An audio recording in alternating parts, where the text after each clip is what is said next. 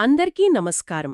ఈరోజు మన సమగ్ర పరిశీలన కార్యక్రమానికి స్వాగతం. నమస్కారం. ఈరోజు మనమొక అత్యంత ఆసక్తికరమైన అంశాన్ని విశ్లేషించబోతున్నాం. మన ముందున్న ఈ స్టడీ మెటీరియల్ చూస్తుంటే ఇది ప్రధానంగా పోటీ పరీక్షల కోసం సిద్ధం చేసిన సామాజిక ఉద్యమాలు అనే టాపిక్కి సంబంధించిన నోట్స్. అవును, చూశాను. చాలా డీటెయిల్డ్గా ఉంది. కరెక్ట్. పరీక్షలకు సిద్ధమయ్యే ప్రతి ఒక్కరికి ఈ నోట్స్లో ఉన్న మార్టిన్ లూథర్ కింగ్ జూనియర్, మేధా పాట్కర్ లాంటి పేర్లు, ఆ ఉద్యమాలు జరిగిన సంవత్సరాలు తెలిసే ఉంటాయి. కాని ఇక్కడ మనం గమనించాల్సిన అసలు పాయింట్ ఆ పేర్లు, తేదీలు మాత్రమే కాదు. ఖచ్చితంగా కాదు. ఆ పోరాటాల వెనుక ఉన్న వ్యూహం, సామాన్య ప్రజలు ఏకమై చరిత్ర గమనాన్ని ఎలా మార్చారో ఈరోజు మనం డీకోడ్ చేయబోతున్నాం. సరే, దీన్ని కాస్త వివరంగా చూద్దాం. తప్పకుండా. ఎందుకంటే చరిత్రను కేవలం రాజులు, వాళ్లు చేసిన యుద్ధాల కోణంలోనే చదవడం ఒక పద్ధతి. కానీ నిజమైన చరిత్ర ఎప్పుడూ సామాన్యుల గుండెల్లో నుంచే పుడుతుంది. నిజమే. తమ హక్కుల కోసం, మనుగడ కోసం వాళ్లు చేసిన పోరాటాలే సమాజాన్ని ముందుకు నడిపించాయి. ఈ స్టడీ మెటీరియల్ని ఒక గైడ్లా తీసుకుని ఈ సమగ్ర పరిశీలనలో మనం ముఖ్యమైన అంశాలను క్రోడీకరిద్దాం. ఆయా ఉద్యమాలను నడిపించిన నాయకులు, వాళ్ల లక్ష్యాలు, చివరికి సమాజంలో వాళ్లు తీసుకొచ్చిన బలమైన మార్పులను విశ్లేషిద్దాం. గుడ్. అయితే ముందుగా స్వేచ్ఛ మరియు సమానత్వం కోసం జరిగిన పోరాటాల గురించి మాట్లాడుకుందాం. ఈ నోట్స్లో మొదటి టాపిక్ అమెరికాలో జరిగిన పౌర హక్కుల ఉద్యమం. చాలా ముఖ్యమైన ఘట్టమది. అవును. 1954 నుండి 1968 వరకు ఇది జరిగింది. మార్టిన్ లూథర్ కింగ్ జూనియర్ నాయకత్వంలో జాతి వివక్షకు వ్యతిరేకంగా నల్లజాతీయులు చేసిన ఈ పోరాటంలో మాంట్గోమరీ బస్ బహిష్కరణ అనేది ఒక పెద్ద టర్నింగ్ పాయింట్. ఎగ్జాక్ట్లీ. అసలు వాళ్ళు ఎలా ప్లాన్ చేశారంటే, రోజా పార్క్స్ అనే ఒక మహిళ బస్సులో తన సీటు ఇవ్వడానికి నిరాకరించడంతో ఇది మొదలైంది. అయితే ఇక్కడ నాకొచ్చిన లాజికల్ డౌట్ వస్తుంది. కేవలం బస్సులు ఎక్కకపోవడం వల్ల అంత పెద్ద దేశంలో సమాన హక్కులు ఎలా వచ్చేస్తాయి? అక్కడే ఉంది అసలైన వ్యూహం. మాంట్గోమరీ బస్ బహిష్కరణ అనేది కేవలం ఒక నైతిక నిరసన మాత్రమే కాదు. అదొక పవర్ఫుల్ ఎకనామిక్ స్ట్రైక్, అంటే ఆర్థిక దిగ్బంధనమన్నమాట. ఓహో. అప్పట్లో ఆ నగరంలో బస్సుల్లో ప్రయాణించే వారిలో దాదాపు 70% పైగా నల్లజాతీయులే. వాళ్లంతా ఏకంగా బస్సులెక్కడం మానేశారు. అవును, ఏకంగా 381 రోజులపాటు బస్సులెక్కలేదు. My God! ఏడాదికి పైగా. కరెక్ట్. వానైనా ఎండైనా కిలోమీటర్ల కొద్దీ నడిచారుగాని బస్సెక్కలేదు. దీనివల్ల నగర రవాణా వ్యవస్థకు విపరీతమైన నష్టాలొచ్చాయి. అంటే తమ ఆర్థిక మూలాలు దెబ్బతింటే కాని ప్రభుత్వం దిగిరాదు అని వాళ్లు గ్రహించారు. అంటే ఇది కేవలం రోడ్ల మీద అరిచే నిరసన కాదు, ప్రభుత్వ ఆదాయానికి గండికొట్టే ఒక స్మార్ట్ ప్లాన్ అన్నమాట. భలే వ్యూహం కదా ఇది. అవును. ఆ తర్వాత జరిగిన మార్చ్ ఆన్ వాషింగ్టన్ కూడా అంతే. 2.5 లక్షల మంది దేశ రాజధానిలో శాంతియుతంగా సమావేశమవ్వడమంటే అది మామూలు విషయం కాదు. అది పోలీసులకు, ప్రభుత్వానికి ఒక స్పష్టమైన సందేశం పంపింది. ఆ విషయం చాలా స్పష్టంగా ఉంది. అమెరికాలో పౌరహక్కుల పోరాటం జరుగుతుంటే సోవియట్ యూనియన్లో 1960ల నుండి 1980ల వరకు మానవ హక్కుల ఉద్యమం ఊపందుకుంది. ఆండ్రీ సక్కారోవ్, అలెగ్జాండర్ సోల్జర్నిట్సిన్ లాంటి వాళ్లు దీనికి నాయకత్వం వహించారు. ఇక్కడ మనం ఒక ముఖ్యమైన చారిత్రక వాస్తవాన్ని గమనించాలి. ఈ నోట్స్ని జాగ్రత్తగా చదివితే ఇది ఎవరి పక్షం వహించకుండా అప్పటి పరిణామాలను ఉన్నవి ఉన్నట్లుగా తటస్థంగా వివరిస్తుంది. ఆండ్రీ సకారోవ్ ఒక గొప్ప శాస్త్రవేత్త, అలెగ్జాండర్ సోల్జనిట్సిన్ ఒక గొప్ప రచయిత. వీళ్ళు అప్పటి సోవియట్ యూనియన్లోని కమ్యూనిస్టు పార్టీ విధానాలను బహిరంగంగా ప్రశ్నించారు. వాళ్ల ప్రధాన డిమాండ్ ఒకటే: ప్రజాస్వామ్యం కావాలి, వ్యక్తిగత స్వేచ్ఛ కావాలి అని. నిజమే. అని ఎంత ప్రమాదకరమైన విషయం! అమెరికాలోలాగా అక్కడ బహిరంగంగా రోడ్ల మీదకు వచ్చి నిరసనలు తెలిపే స్వేచ్ఛ ఉండదు కదా. వ్యవస్థకు వ్యతిరేకంగా మాట్లాడితే జైలు పాలు కావడమో లేక దేశం నుంచి బహిష్కరించబడటమో ఖాయం. అయినా సరే వాళ్లు ఎలా ధైర్యం చేశారు? అందుకే ఇది చరిత్రలో అంత ముఖ్యమైన ఘట్టంగా మిగిలిపోయింది. వాళ్లు తమ ప్రాణాలను, కెరీర్ను పణంగా పెట్టి అండర్గ్రౌండ్ పబ్లికేషన్స్ ద్వారా, అంటే రహస్యంగా పుస్తకాలు, వ్యాసాలు రాసి ప్రజల్లోకి పంపేవారు.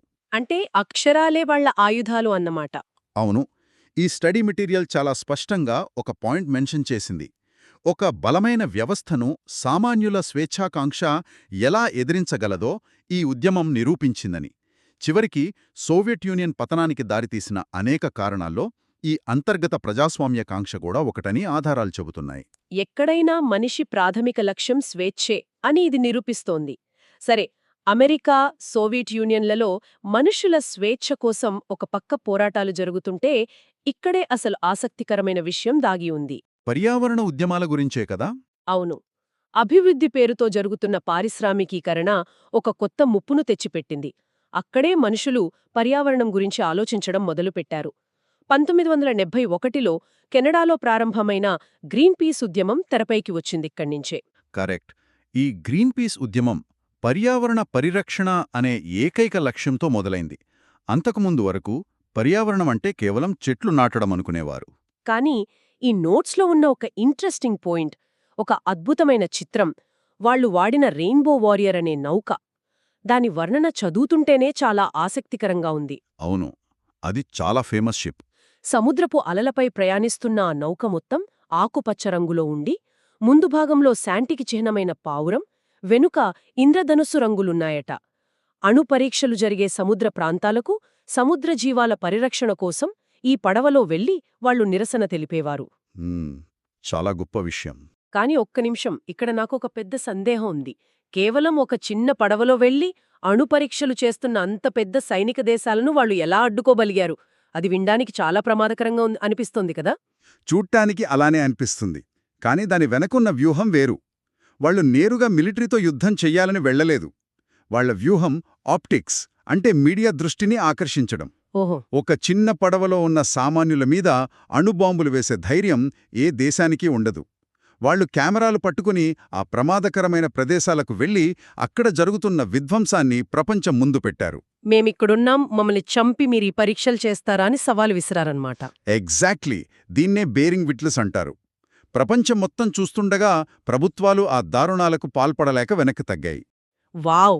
ఇది నిజంగా మైండ్ బ్లోయింగ్. ఎవరూ చూడని చోట జరిగే తప్పులను అందరూ చూసేలా చేయడమే వాళ్ల ఆయుధమన్నమాట. కానీ ఇలాంటి పర్యావరణ ఉద్యమాలు ఎందుకు అంత ముఖ్యమో చెప్పే ఒక పారిశ్రామిక విషాదం ఈ మెటీరియల్లో ఉంది కదా? అవును. పర్యావరణ పరిరక్షణ ఎందుకు అంత ముఖ్యమో వివరించడానికి మనం భోపాల్ విషాదాన్ని ఉదాహరించుకోవచ్చు. ఇక్కడ మనం గమనించాల్సిన ఆసక్తికరమైన కానీ చాలా బాధాకరమైన అంశమేమిటంటే 1984లో జరిగిన ఆ గ్యాస్ లీక్ గురించే కదా? కరెక్ట్. డిసెంబర్ 3, 1984న మధ్యప్రదేశ్లోని భోపాల్లో ఉన్న యూనియన్ కార్బైడ్ ఫ్యాక్టరీ నుండి మిథైల్ ఐసోసైనేట్ అనే వాయువు లీకైంది. ఈ రసాయనం ఎంత ప్రమాదకరమైందంటే అది గాల్లో కలిసినప్పుడు మనుషుల ఊపిరితిత్తుల్లోని నీటితో రియాక్ట్ అయ్యి ఊపిరాడకుండా చేస్తుంది. ఈ ఆధారాల్లో ఉన్న గణాంకాలు చూస్తుంటేనే గుండె తరుక్కుపోతోంది. ఆ రాత్రికి రాత్రే, ఆ తర్వాత రోజుల్లో కలిపి దాదాపు 15,000 నుండి 20,000 మంది మరణించారని, 5 లక్షల మంది బాధితులయ్యారని ఇది చెప్తోంది. ఇది ప్రపంచంలోనే అతి పెద్ద పారిశ్రామిక విపత్తుగా మిగిలిపోయింది. అవును.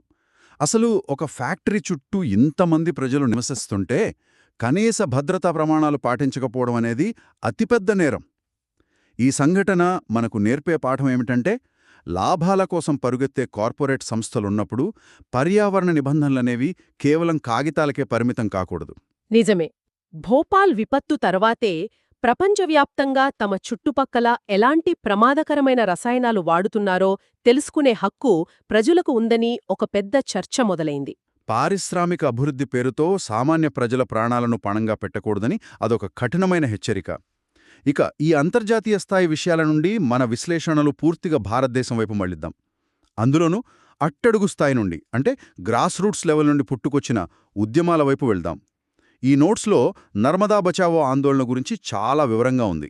అవును. పర్యావరణ మరియు మానవ హక్కుల పరిరక్షణ కోసం జరిగిన పోరాటమిది. 1980ల కాలంలో మేధా పాట్కర్ నాయకత్వంలో ఈ ఆందోళన ప్రారంభమైంది.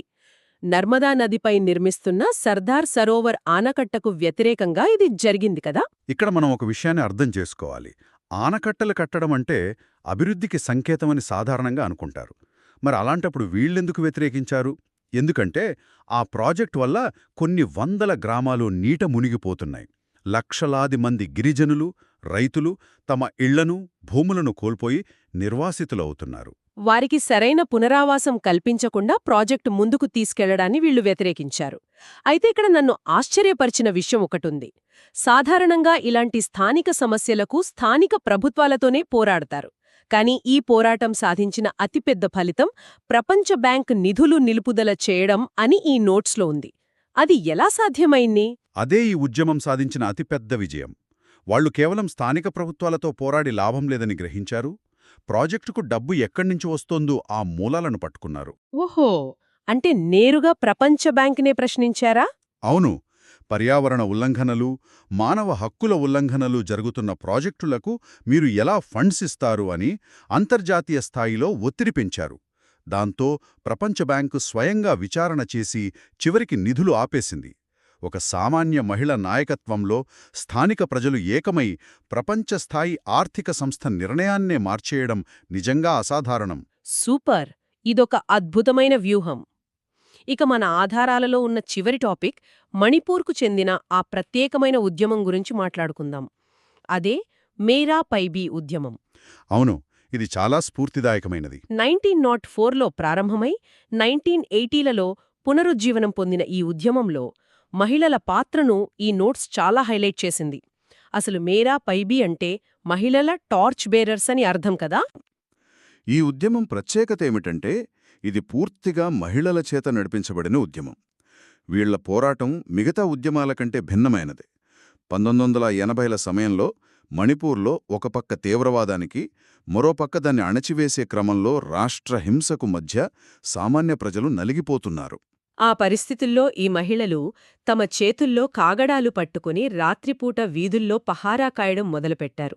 అదెంత సాహసం! వాళ్లు శాంతికాపురులుగా ఎలా మారారో ఈ ఆధారాలు అద్భుతంగా వివరిస్తున్నాయి. ఖచ్చితంగా. వాళ్ల దగ్గరున్న ఏకైక ఆయుధం వాళ్ల నైతిక బలం. సమాజంలో ఒక తల్లికి, ఒక వృద్ధురాలికి ఉండే గౌరవాన్ని వాళ్లు ఆయుధంగా వాడుకున్నారు. ప్రభుత్వ దళాలు సైతం ఆ మహిళల గుంపును చూసే వెనక్కి తగ్గేవి. రాష్ట్ర హింసకు వ్యతిరేకంగా న్యాయ పోరాటం చేస్తూ స్థానిక స్థాయి ఉద్యమాలకున్న శక్తిని మేరా పైబీ విశ్లేషించి చూపింది. నిజంగా స్ఫూర్తిదాయకం.